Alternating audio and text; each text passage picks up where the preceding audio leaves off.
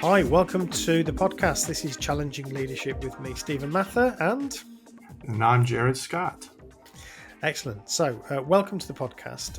We're using a slightly different bit of software today, so it'll look a little bit different. Hopefully, it'll look and sound better because we're very keen to have it look and sound as good as possible. And in a way, that might be kind of a very tortured segue into our topic because we're going to talk about making mistakes, aren't we? We sure are. Yeah. Okay. So where are we going to go with this? Well, I was thinking about what we want to avoid talking about ourselves, but I thought let's kick off by talking about how I've made a lot of mistakes in leadership.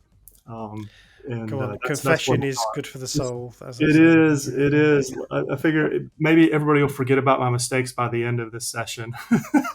Yeah.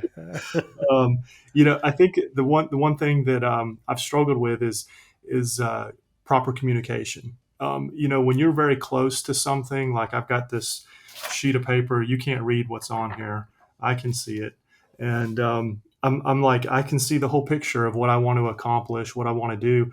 And then there's some assumptions where I skip over the details with my team or anybody involved. And I just assume they understand, And I think that comes from perhaps not just assumptions, but feeling like I'm just such a wonderful, great communicator that how would anybody not understand what I'm saying? And, that could be part of pride or just thinking you really did dot every I, cross every T. And it's really not the case. So I think assuming that you got your point across as far as the direction you gave is where the trouble begins. That's really interesting. Not asking, I think, viewpoint questions. Because, if I said, hey, do you understand what I just said? I mean, that's almost like what mom and dad used to do. And it's a little demeaning. And no one wants to feel dumb. So they just say, yep, I understand. Yeah, who wants to tell your boss? Yeah, who wants to tell your boss, I don't understand. I'm dumb, because they're not saying that, but it's implied. So, I definitely think that I've seen some mistakes that I've made when it comes to not communicating properly, effectively, maybe is the better term. Yeah, I think that's a really common one. I mean, every business I've worked in, it's always stated as one of the biggest problems of this place is they don't communicate properly, and how could we improve it? Well, communicate better, but it's a very tricky one. It's clearly it is difficult to do because every organization seems to struggle with it, and I guess it's partly because we're trying to filter out some of the stuff we don't think is relevant, and we don't want to burden everybody with everything. But yeah, I guess it's about putting ourselves in the other person's shoes. Really, that's the key to it, isn't it? As you say, when we've got all the information there, suddenly it's become knowledge in the world, and we are the world as far as we're concerned. Therefore, it's now known. Yeah, exactly. Yeah. Well, as we're doing the confession bit, I suppose I've written down some of my my mistakes as well. I think my biggest one in leadership has tended to be taking everything too seriously, and by that I mean linking my own sense of personal value to the project I'm doing at the moment, or whatever it is I'm doing, the job. If I'm doing a project, it's that. And I think it's good. I'm naturally a very conscientious person. In the psychometrics, I always score high on conscientiousness, which in some respects is good because obviously it's the sort of thing that managers like about you. It's that, you care about what you're doing. And of course, that's a good thing. But the downside is it can become too much, and it becomes such that the fear of getting it wrong, making a mistake, or just not being able to drive it in the direction you want it to go, you just become so frustrated or confused or anxious, I suppose is the real word, that it gets in the way of actually doing the project properly. So I think that's been something that I've really had to work on over the years and put everything into a sense of perspective. And it's a tricky one as a Yes. coach to get that right with others, because you want people to care, of course, but on the Mhm. other hand, you don't want them to be paralyzed by fear or anxiety, or make it so that they're living a miserable life because they're trying to perform. And of course, a lot of what you do is dependent on other people, and that's where some of the frustration comes, I think. So for me, that's been my big learning curve. That's the thing that I've had to change. I feel like I've got it much better now. I'm not as anxious now when I'm doing a project. I realize that, some things are outside my control. I do what I can. I know I have the skills to do it, but if things happen that are outside of my control, well, I can't control that. I can only respond in the best way I possibly can. So that's, for me, that's where I've sort of fallen down, I think. Yeah. No, I appreciate you sharing that. It made me think about the other thing that I struggle with is failure to delegate. I and it's like I'm a perfectionist, Yeah. and I was reading a book called The Lazy CEO. This was a few months back, and one of the key points that stood out to me was he was saying that if you can have somebody do it 80% as good as what you would be able to do, then have them do it. Yeah. You can't have the same expectations for how you accomplish things as far as expecting other people to reach that level. And he says otherwise you're going to burn yourself out. And what happens is you get burned out, and then it holds back your team, it holds back your department, it holds back others from accomplishing great things, and also from they themselves getting better. I'm like, somebody had to let me have the freedom, Stephen, to become better at what I do. If they micromanage me or kept me in check, I wouldn't be where I'm at today. So I'm like, well, I need to give that to other people as well. And Yeah. yeah, delegating, it's hard to do sometimes, but goodness, it takes a load off of your plate when you can allow other people to make it their own. Let them have ownership. And I think that's, we need to do a full episode on delegation, don't we? It's such an Yeah, important probably so. Yes. topic. Yeah. But it's, I mean, in my courses, I often ask people why is it we sometimes find it difficult to delegate? And it's obvious, the answers are fear of losing control of it. If they get it wrong, it's my neck on the line. All these things are completely understandable. But again, it probably stems from the same problem that I've just mentioned about myself, which is this anxiety that we want to get Mhm. everything completely right all the Yeah, time, and that's an unrealistic expectation, I think. So yeah, that's interesting. Yeah. yeah, yeah, for sure.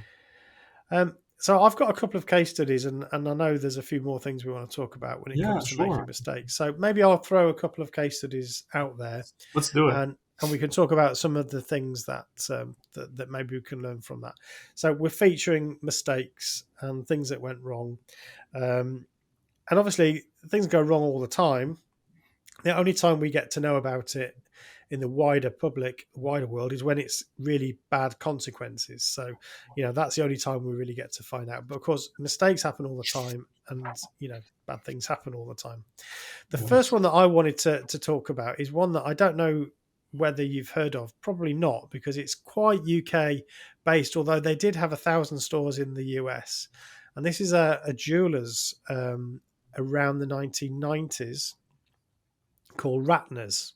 Hmm. So I don't know. Have you heard of that at all, Jared? It strikes a little bit of a memory. Yes, I Right. remember we had Okay. a few of those in some of the malls in the area. Yep. Yep. So it was a kind of I remember growing up, and Ratner's was on the high street, um, sort of budget jewelry. So it was quite Mhm. cheap, and it was very popular around the time of the recession, the 90s recession.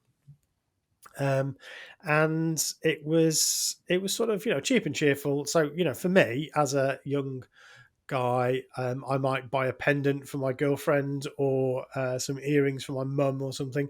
It was that sort of shop where you'd buy something fairly cheap.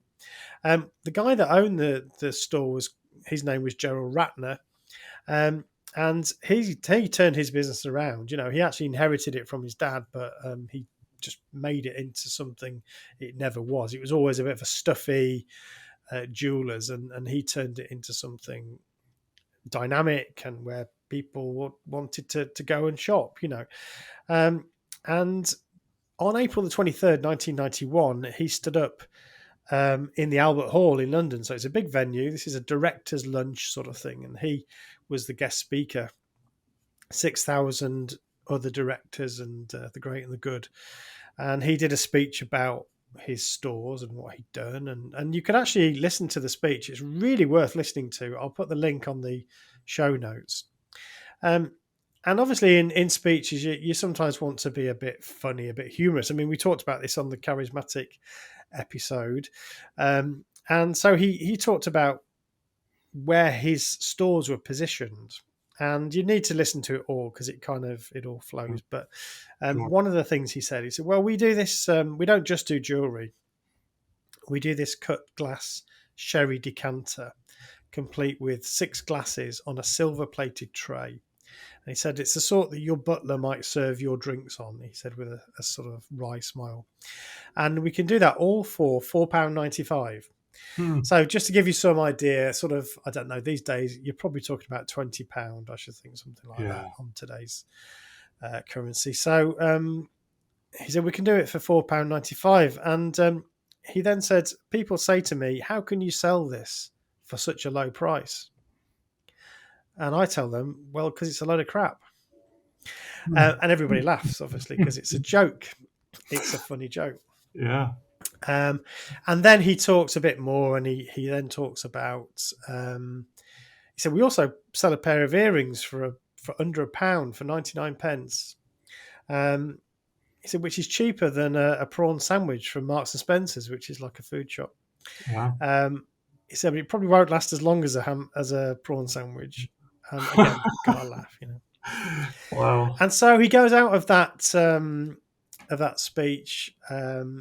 Everybody's enjoyed it. It's been quite good. Anyway, it gets reported in the local press or in the national press, actually, what he said. And of course, his whole world comes crashing down. Mm. Um, and I mean, it's absolute. I think it is the biggest.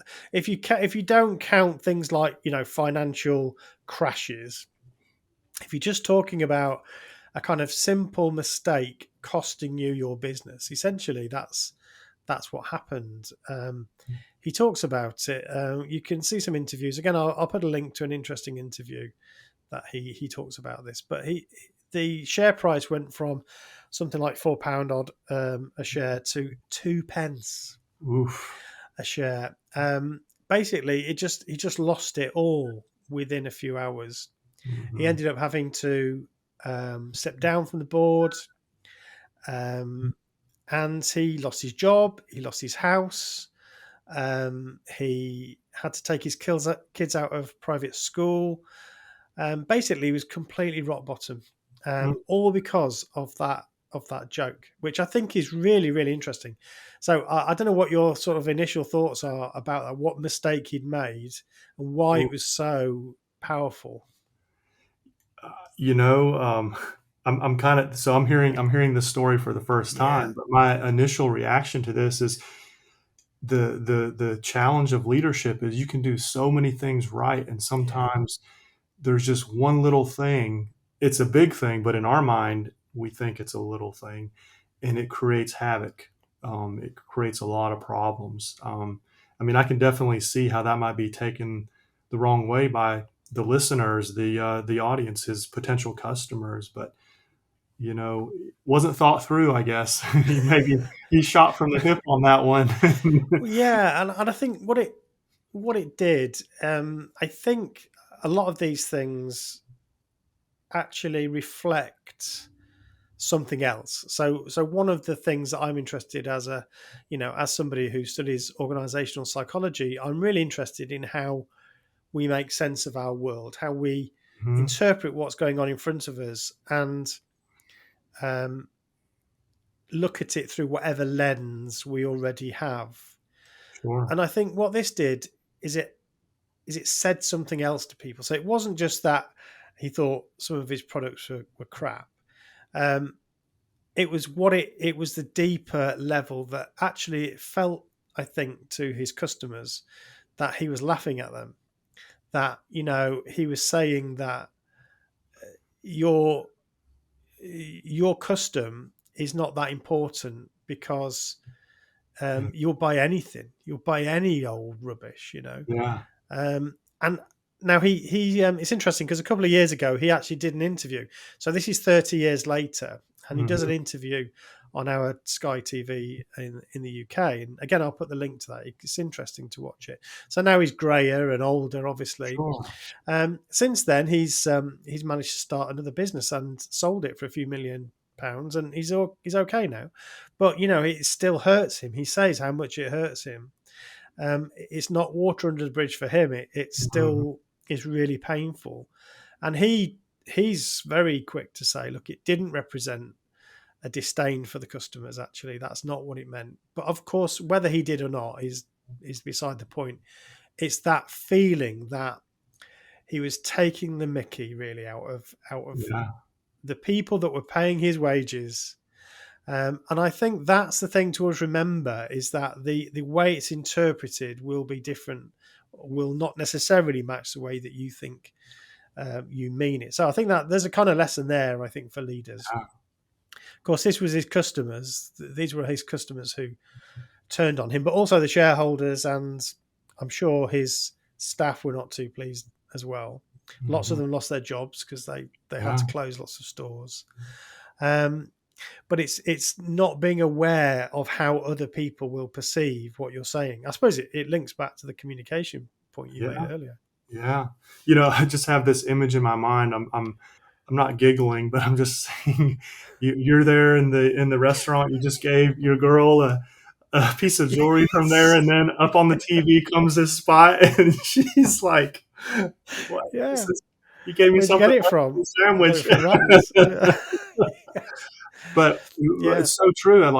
We all wear biased lenses, and we see everything in this world, like you mentioned, from our point Yeah. of view, and we almost create an echo chamber or this confirmation bias with how we view things, and that's a dangerous place to be because it can put us out of touch with whoever our potential listeners are, whether it's our customers, our coworkers, our team. It can affect any of that. Yeah, and this happens over and over again. I think and sometimes it gets called being tone deaf, I suppose, and I Hmm. suppose that's the reality.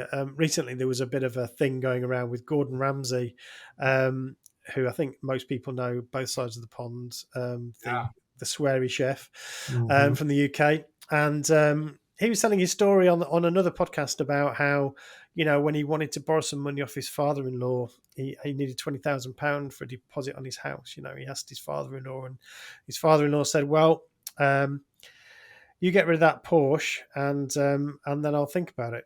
And he tells this story as a way to help people understand that sometimes you have to pay something as a sacrifice. But of course, for everybody who can't afford a Porsche, this sounds incredibly tone deaf. Oh, poor Yeah. Gordon Ramsay had Yeah. to sell his Porsche. And Yeah. again, it doesn't it falls like a lead balloon. Sure, it does. So it's really about understanding your audience. A sidebar on this story, Jared, Yeah. is amusingly, he's also known in the UK as the reason why you can say crap on television before Oh. the 9 o'clock watershed, because up until that point, the word crap, you just didn't hear it on the news. Oh. But at this point, because they quoted him, it became a word that you could actually use while children were watching, which is kind of funny. Wow. How far we've come with our censorship, And that, or absolutely, lack yeah, thereof. absolutely. Absolutely. So yeah, so that's my first example, and I think a sort of summary of that is Yeah. about understanding your audience, whether that's your customers or whether that's your team or your manager, and thinking about how it's going to look to them and how it's going to sound to them. I think that's really, really Hmm. important. Yeah. Have you got any examples? Yeah. Mine is definitely not humorous. I Okay. was thinking about the Chernobyl disaster, Yeah. Yeah. and you know, fundamentally, there were so many failures that happened. I mean, it was like a perfect storm Yeah. of events that led to what happened. And even after it happened, the poor leadership continued. Mm. And looking back at it in retrospect, I don't think that we could say, "Well, I'm going to have a nuclear meltdown in my role as a leader or a manager." but you can still see the same kind of root causes, I guess you could say. And one Yeah. of the things, just looking at it, was the first and foremost problem was is that the culture was all wrong there. You know, the focus was on productivity rather than safety. There really wasn't a safety culture. And then, you know, people noticed things, but they didn't feel like they had the freedom to speak up, like, oh, Yeah. I'm going to be punished if I bring this to the attention of the higher ups. And I mean, you can see that reflected.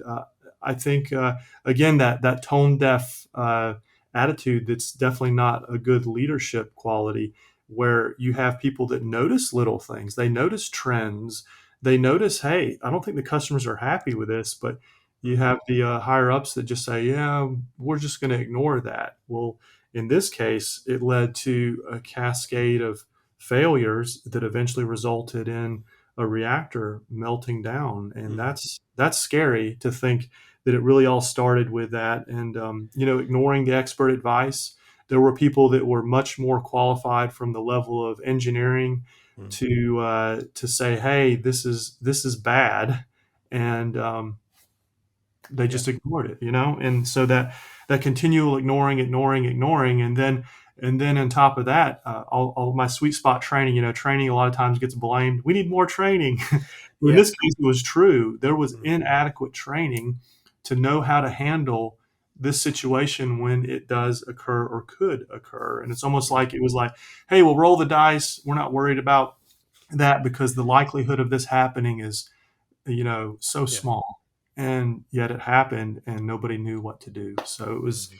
it just built and built. The poor communication, you know, you could really look at it as just every area of possibly doing something wrong when it comes to proper leadership. Yeah. They did it.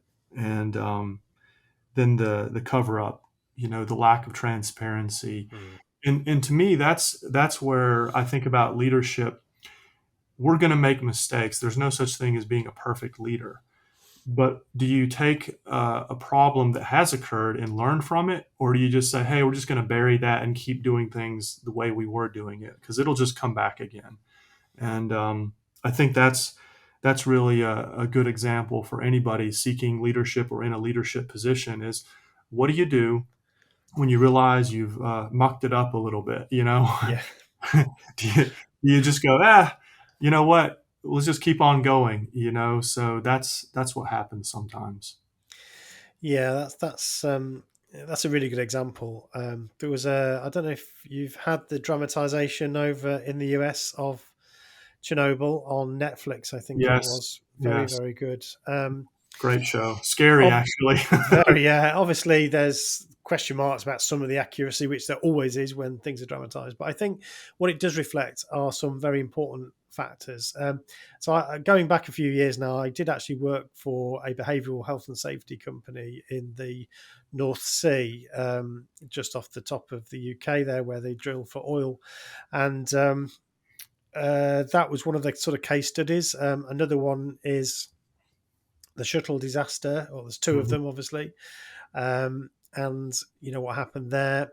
Uh, these they often have similar factors around these mistakes, and they tend to be, as you said, poor training, people not actually doing the jobs that they are properly trained for. It's interesting about training. Obviously, we're two trainers, so okay, we're going to say this, but it always amuses me how when there is a big disaster or there is a big problem that gets in the news, the first port of call for the representative who stands in front of the camera is always to say, "Well, we've retrained the staff involved, and Yes, so and so." And I always think that's the only time that training gets given a priority. You know, otherwise it's always the first thing to go when I you're trying know. to save money. You know, Yeah, yeah. um, I'm not that looking forward to, like, I don't want disasters to occur, no. but it's almost like, "Oh, I know I'm getting my call." That's right. At that moment, you're suddenly important. Whereas before, you know, oh, we can't really release people for this. It's, you know, we're too busy and so on. And then all of a sudden, it's all down to training. You know, it's really important. And that reflects, to me, one of the big problems in industry is that there is a lack of this longer term thinking, which Yeah. includes developing people up to a really high level so that they can become expert at their job. Yeah. Um, so Yeah. that's a common factor, I think, is training. You're quite right about, and sometimes this is down to the processes and systems, and sometimes it's down to the culture, the behaviours, and the two obviously intersect. But how do you create a condition or an environment where people can raise their hand and say, "There's a problem here," Hmm. and famously on Toyota lines, anybody can stop the line. Yeah. So that anybody can say there's a problem, I'm going to stop it. Now, obviously, that potentially can cost you millions, but it's nothing compared to the millions if you let a problem go. So it's really about how do we create a situation where people feel comfortable and okay about saying, look, there's a problem here, Yeah. um, and the management being willing to listen and take notice. So yeah, I think that is another common denominator here. Sure. Yeah. And I was thinking about people are afraid to step forward and try to improvise, I guess, or do something to fix the problem immediately if they don't feel like they're trusted, Yeah, or maybe they're micromanaged. And so, I mean, you've probably worked with individuals who have been under that umbrella of micromanagement, and they're just so checklist oriented that they'll do yeah, only what you ask, and it has to be very specific, yeah, and it limits the true potential that that individual has. And I think about if these individuals, say in Chernobyl or any situation, the shuttle disaster.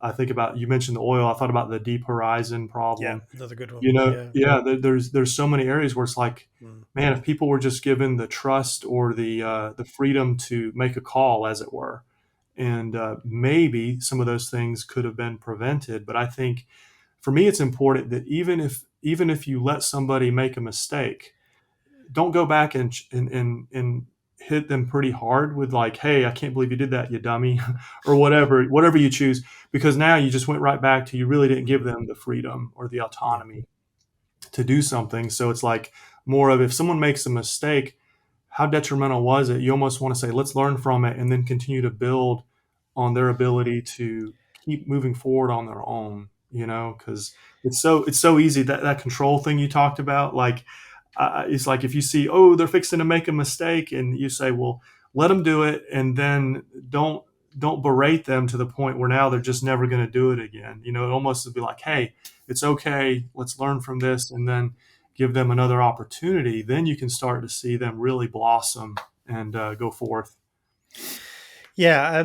You mentioned this thing about not being afraid to make mistakes, or at least having an environment where people can make mistakes. I mean, this can be very challenging. I read a book a few years ago by a writer called Matthew Syed. I think it was called Black Box Thinking, but basically he was making the point that if you um, look at the modern air industry, that the the uh, aircraft and aircraft design and so on. There are obviously odd exceptions because when anything happens, it's huge.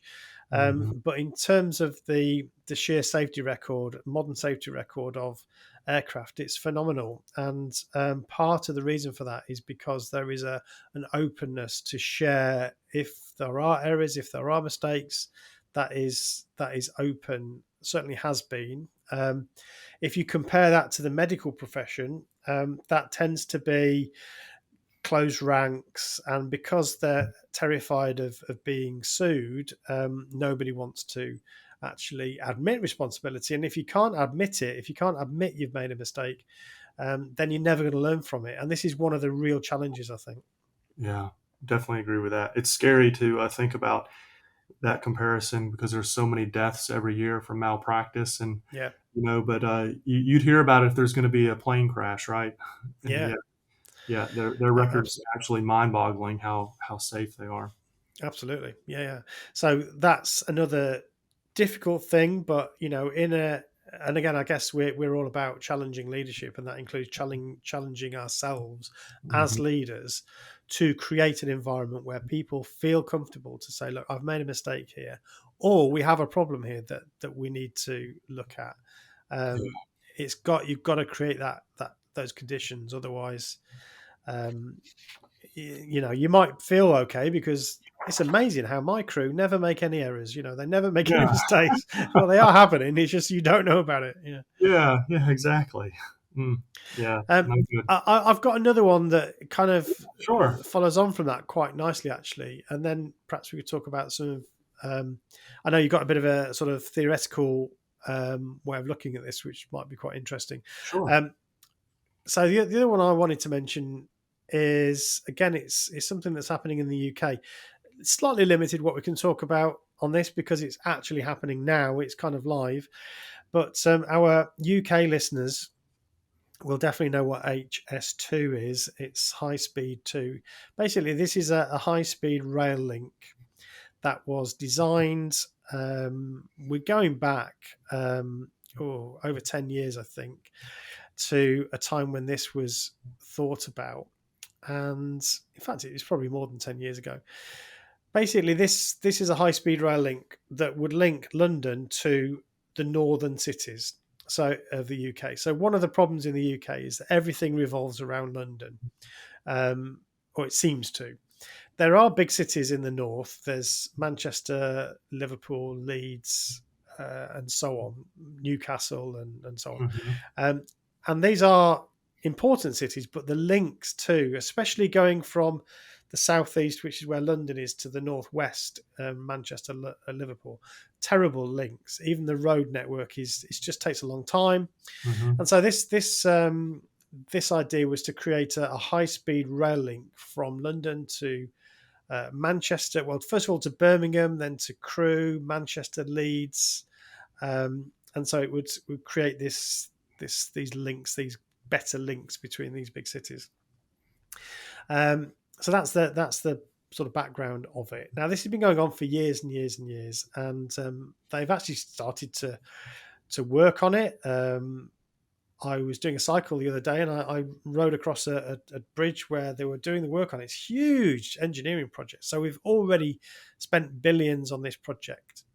There was recently an announcement by the Prime Minister, Rishi Sunak, to say that essentially we're cancelling the whole thing apart from the link from London to Birmingham, Hmm. which is, about 100-mile link. And that will have cost us by the end of it probably something like Oof. £50 billion, which is Wow. absolutely massive. Yeah. Just to give you some idea, I've got a sort of staggering statistic here.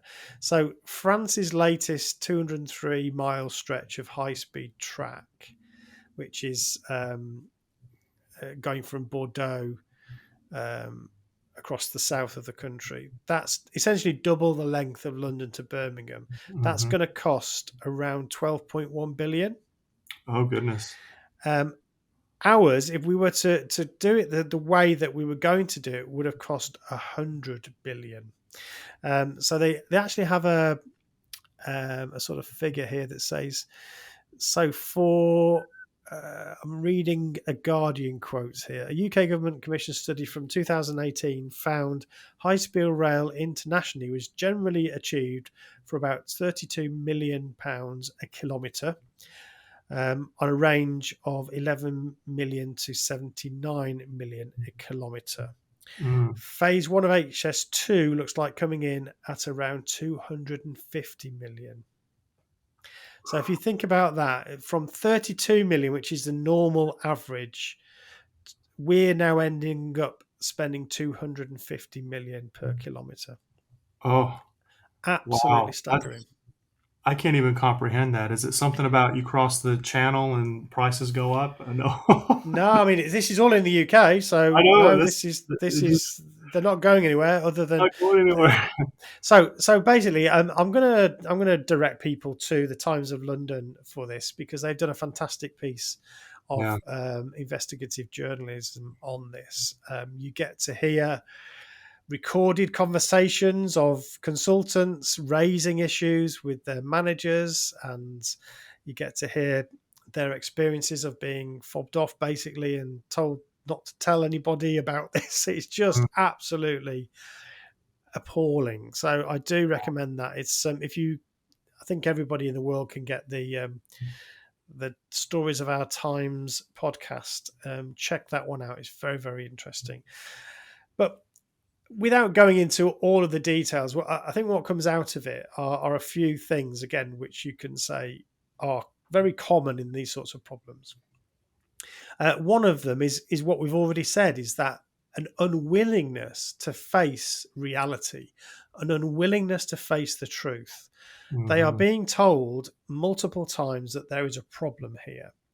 But obviously, politics in the big P is involved in this because the government has commissioned it. But even in the workplace, there's politics. And I think politics often gets in the way of us being able to say, look, we need to do something about this. This is causing us a problem. Hmm. And clearly, there was too much political pressure on individuals to actually take notice of the warnings that they were being given here. So yeah, catalogue of errors. We'll get to learn more about it. We might even do a bit of a specific episode on it. But as Sure. an example of how not to do a project, this is a great Yeah. example. Now we're going to end up with an incredibly expensive line from London to Birmingham, which is going to cut about half an hour off people's journeys, and it's cost us billions. Wow. Shocking. It's shocking, but it's definitely it happens many times, especially when you have government projects. Yeah. Yes. If it isn't Yeah. broke, fix it till it is. Well, and there's all sorts of egos in there as well. Sure. There's we want this to look good, and of course, Hmm. everybody wants to announce a project, but nobody wants to pay for it, and this is always part of the problem. But yeah, Yeah. Goodness. yeah, Well, that's a classic example, and there's many parties involved, isn't there? yeah, yeah. Yep. Yep. Yeah, and Yep. again, it's a failure of leadership, really, because no one is really saying, "Okay, let's look this horrible thing in the eyes and say, right, we're going to do something about this." It's always kicking the can down the road, as they say. We'll deal with it later. We'll deal with it later. And there was an understanding that the chickens will come home to roost at some Hmm. point, but hopefully by then, either I'll be gone, or they'll go ahead anyway because it's too embarrassing to cancel it, and so there's that kind of feeling as well. So it's there's some process stuff there, but there's also a lot of psychology, I think, there that causes these things. Yeah. Yeah. It almost reminds me, like in that situation, you have so many cooks in the kitchen, but Yes. who's actually in charge? Yeah. Accountability, and to me, one of the big failures of leadership is when the leaders don't hold themselves accountable. They're Yeah. always looking for someone else to blame for why they're in the predicament that they're in. And I was reading this book. It's by a couple of Navy SEALs, and it's called The Dichotomy of Leadership. Okay. And it's interesting because the one gentleman, his name is Jocko. He was serving in Iraq back in 2003. But he talked about how there was many things that happened where it was actually someone else's fault, but ultimately the blame rested on his shoulders because he was the leader. Yeah. And how many times? I mean, even myself, I'm like not saying who can I blame for this, but you're just like, where did we fail? When you need to say sometimes, where did I fail?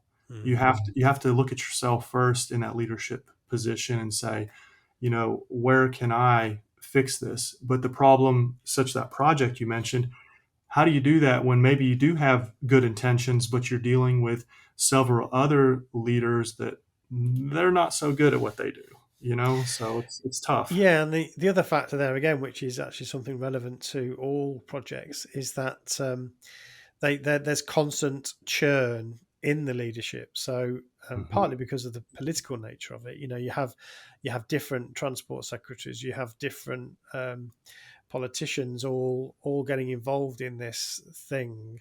And every time it changes hands, the person coming in has to learn what's going on, and now that could be an opportunity to take stock and to see what's going on, but often that doesn't happen. So you end up with no consistency, and this is again why some of the accountability is lost, because nobody really feels it's theirs. It's been passed on from one person to the next. Hmm. So yeah, that it's interesting. what you say, I feel like I need to pick up on that because it's really, really interesting point. That this feeling of not taking accountability, and yet we, about half an hour ago, we said, or I said, how important it was to be willing to, you know, not beat yourself up so much if you make Yeah. a mistake. And I think it's a really important way of thinking about this. So, and in a way, they're two sides of the same coin. So Hmm. for me, it's important to be able to accept, and I said this to someone in my family quite recently who um, she was sort of feeling like she was worried about making mistakes. And I said, look, you are going to make a mistake at some point. You are going to do it, and it's going to cost some money. Yeah. And you're going to feel embarrassed, and you're going to feel like you could have done something differently. Hmm. So expect that, but it's not the end of the world. You know, it is part of what happens in any project or in any business. Do your best. But if you know that, then I think that helps you to accept the fact that, yeah, I did make a mistake here, and Hmm. I will take accountability for it, and I will learn from it. I think for those of us who feel like making a mistake is completely anathema, um, you're not going to take accountability because you're not willing to accept that Hmm. you have made an error. So I think these two things actually come together. Yeah, willingness to take accountability. Yes, we do make mistakes, and I'm gonna take that and learn from it. Yeah.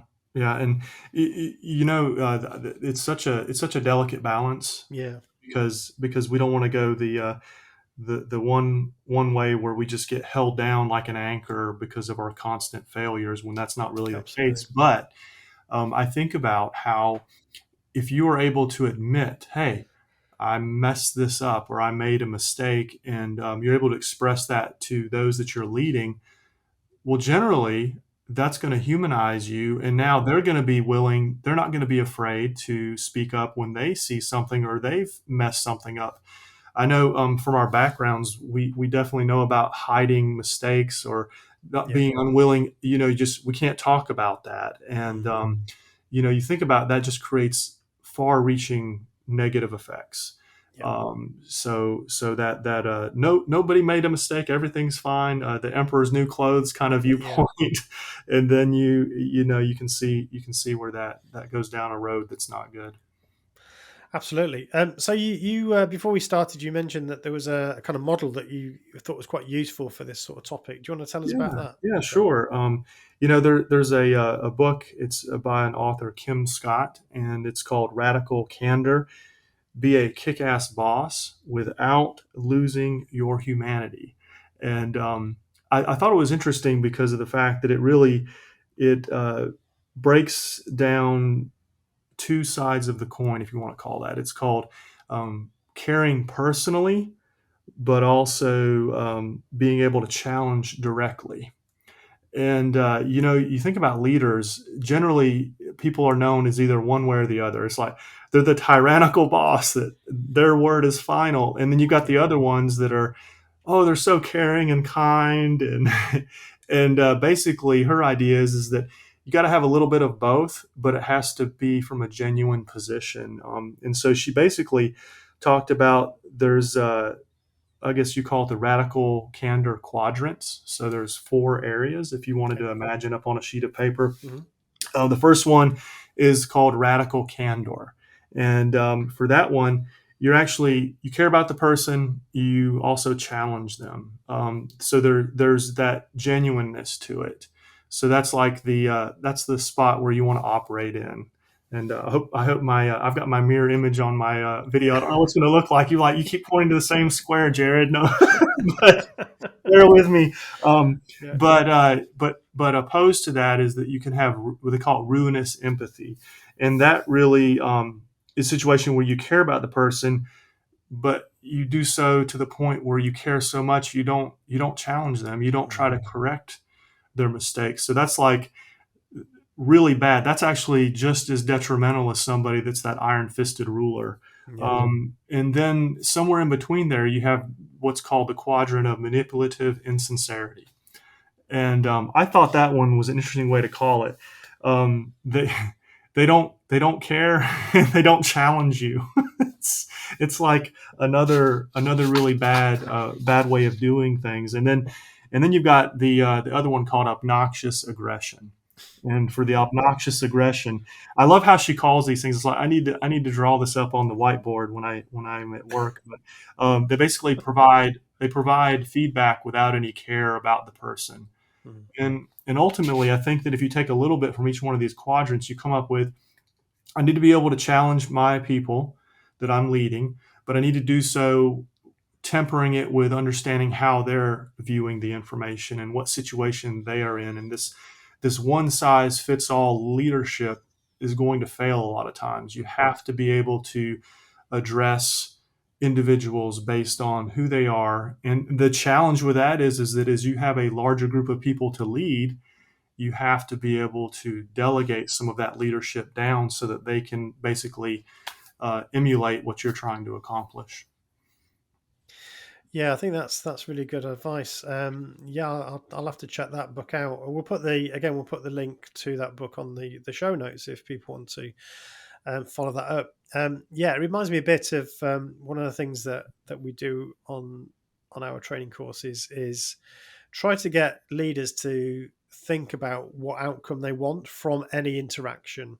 Mm-hmm. So this is particularly around, I suppose, a one-to-one interaction. So I always say to people, if you're trying to improve somebody's performance, let's say, as an example, somebody's performance isn't reaching the standard that you would like it to. One thing you can do, obviously, you can ignore it. Another thing you can do is you can go and give them a great telling off. That might make you feel better, or it might be a release of your frustration and anger. But before you have a talk to them, I would say, what do you want out of that conversation, and write those things down. So I want them to understand what the issues are. Okay, I want us to have a plan for how they're going to improve. Okay, great. What else do you want? Or what else don't you want? Well, I want to be able to still maintain a good working relationship with them because we have to work together. Okay, that's another thing then. And then if you clear about all those outcomes, and that'll determine how you then approach it. And too often we steam in because we're frustrated and angry. And actually, the only thing that we're getting as an outcome there is a release of our frustration. So, yeah, I'm always keen to say, just think before you start down that road, before you start saying anything, what outcome do you want? And then the next words that are about to come out of my mouth, are those going to help me deliver that or not? Yeah. And that's similar. I think that, that sits in one of those quadrants, I'm sure. Yeah.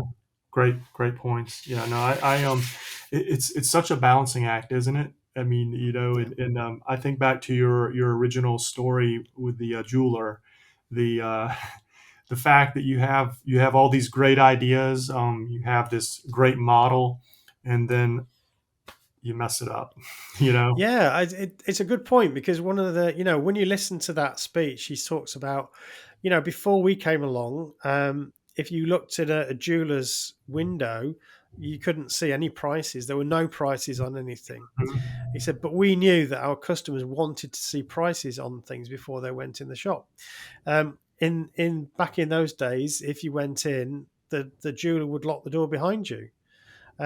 He said, but we have the open door. In fact, now we don't have doors. And in fact, that is how most jewelers operate now. There aren't any doors. Yeah. Um, Obviously, they have to think about security, but Mhm. that's done in a different way. So these were all great innovations and obviously making jewelry during a recession that people could actually buy was very, very sensible. So, yeah, it did so many great things. Um, and yes, as you said, just sort of blew it all because of that mistake. I'm glad he didn't have the motto, "We have jewelry that no one wants to steal." Yeah. Oh, Yeah, sorry. that's I'd be that a that's terrible, terrible jeweler bitter. too. I would have been Yeah. sacked too. Uh, Cool. Well, I think we're probably there, aren't we? yeah, I was going to briefly mention Enron. Now, I think everybody's podcast and their daughter's podcasts have talked about Enron. sure. It does follow some similar patterns, but I suppose the one thing I will say about Enron, um, which is perhaps a bit different, is the link to our first episode, which is about charisma, Mm-hmm. because there's quite an interesting link that an academic called Dennis Turish draws between transformational charismatic leadership and what happened in Enron, particularly in terms of the culture of the place, Mm-hmm. So maybe we'll talk about that another time. But I think it's quite interesting how they created this environment where it was all about the leadership. People were love bombed to start with. It was all about, come on, join us. It's wonderful. It's wonderful. It's Mm-hmm. wonderful. And then they were told that they were no good. They had this rank and yank system, which I think is Yeah. quite interesting, where they would rank everybody in 3 tiers. The top tier would be given lots of bonuses. The middle tier would be told they need to keep going and sort of helped a bit. And the bottom tier basically would pull your socks up or you're gone, and Mm-hmm. they would be the ones that would be yanked. And so this created a culture of, again, fear, not helping each other, not admitting if you're wrong. So again, I think this echoes a lot of what we've already said. But yeah, interesting topic. We'll perhaps cover that another day. Yeah, definitely a good one to discuss further. Yeah. Great. Well, thank you very much, Jared. That's been Yeah. really, really interesting. So, listeners, this is the Oh, third of our podcasts. In the time that we've been doing this, I've actually created an Instagram page. So, join us on Instagram. The handle is called Leadership Pod. So, yeah. join us on there. And obviously, very early days. We've got nobody following us yet. So, join us on there, and we'll build up a bit of a following, and we'll put some thoughts upon that as we sort of carry on with this podcast. So don't forget to join us again. Subscribe if you're on YouTube. Follow if you're on Apple Podcasts, or do whatever you have to do to make sure that you catch us again. Thank you very much, everybody. Have a good one.